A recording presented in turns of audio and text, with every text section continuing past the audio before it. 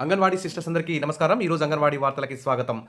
ఇంకా ఎవరైనా సబ్స్క్రైబ్ చేసుకోకపోతే వెంటనే సబ్స్క్రైబ్ చేసుకోండి. వీడియోస్ మాత్రం లైక్ చేస్తూ ఉండండి. ఇక వివరాలకెళ్తే తెలంగాణలో దాదాపు 35,000 అంగన్వాడీ కేంద్రాలుంటాయి. అందులో చాలా వరకు అంగన్వాడీ కేంద్రాలు అద్దె భవనాల్లో నడుస్తున్నాయి. అద్దె భవనాలు ఇరుకుగా ఉండడం, సౌకర్యాలు లేకపోవడం, ప్రభుత్వం ప్రతి నెల రెంట్ చెల్లించకపోవడం, తదితర కారణాల వల్ల అవి శిథిలావస్థలో ఉండడం, వారు రెంట్ చెల్లించినప్పుడల్లా ఖాళీ చేయమని చెప్పడం, ఈ విధంగా అంగన్వాడీ టీచర్లు, ఆయాలైతే చాలా ఇబ్బందులు ఎదుర్కొంటున్నారు. అందుకోసమే మరి రాష్ట్ర వ్యాప్తంగా మరి ఎక్కడైతే గ్రామ పంచాయతీలకు మరి అంగన్వాడీలకు సొంత భవనాలు లేవో వాటన్నిటికీ సొంత బిల్డింగ్లు నిర్మించాలని ప్రభుత్వం అయితే ముందుకొచ్చింది. కానీ ఆహ్, సొంత అద్దె భవనాల్లో నడిచే అంగన్వాడీ కేంద్రాలు చాలా ఉన్నాయి. కానీ ప్రభుత్వం మాత్రం ప్రతి జిల్లాకు 30-40 అంగన్వాడీ కేంద్రాలను మాత్రమే మంజూరు చేయాలని నిధులైతే విడుదల చేసింది. ఇది మాత్రం అన్యాయం.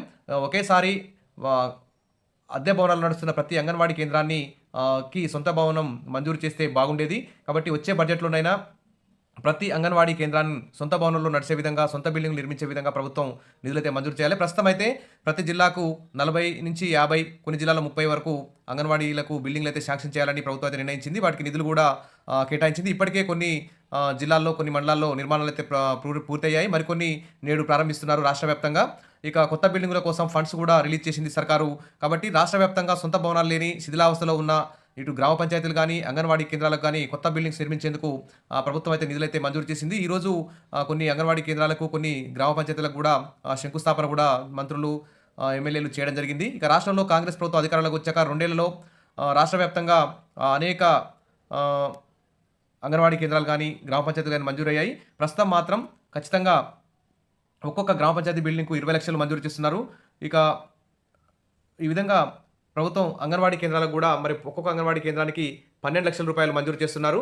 కాబట్టి వెంటనే ఒక్కొక్క అంగన్వాడీ కేంద్రానికి 12 లక్షలు, ఎన్ని అంగన్వాడీ కేంద్రాలు అయితే అద్దె భవనాలు నడుస్తున్నాయో వాటన్నిటికి కూడా 12 లక్షల చొప్పున మంజూరు చేసి అంగన్వాడీ కేంద్రాలన్నిటికీ సొంత భవనాలు నిర్మించి, అంగన్వాడీ కేంద్రాలకు ఆధునిక సౌకర్యాలు కల్పించి, కాంపౌండ్ వాల్, కరెంట్ సౌకర్యం, వాటర్ ఫెసిలిటీ ఇవన్నీ కల్పించి అంగన్వాడీ టీచర్లకు, ఆయాలకు కనీస వేతనాలు కూడా అమలు చేస్తే ఖచ్చితంగా అంగన్వాడీ టీచర్లు, ఆయాలు తమ వంతు కృషి చేసి మంచి ప్రీ స్కూల్ గానీ, న్యూట్రిషన్ గానీ అందించి తెలంగాణని ముందంజలో ఉంచడానికి కృషి చేస్తారు. కాబట్టి ప్రస్తుతం అయితే వారికి కనీస వేతనాలు అమలు చేయాలి. కనీస సౌకర్యాలు కల్పించాలి. అన్ని అంగన్వాడీ కేంద్రాలకు ఒక్కొక్క అంగన్వాడీ కేంద్రానికి 12 లక్షల చొప్పున మంజూరు చేసి సొంత బిల్డింగ్లు కూడా నిర్మించాలి. ఇక శిథిలావస్థలో ఉండి ప్రమాదాలకు గురైతే అంగన్వాడీ టీచర్లే వాళ్ళు భరించాల్సి వస్తుంది. వారిని సస్పెండ్ చేస్తున్నారు. కాబట్టి ప్రభుత్వం వెంటనే అద్దె భవనాల్లో ఏవైతే నడుస్తున్నాయో వాటన్నిటికి సొంత బిల్డింగ్లు నిర్మించాలని అందరూ కూడా కోరుతున్నారు. Wish all the best. మరిన్ని అప్డేట్స్ కోసం మన ఛానల్‌ని ఫాలో అవుతుండండి. వీడియోస్ అయితే లైక్ చేసి ఉండండి. Thank you.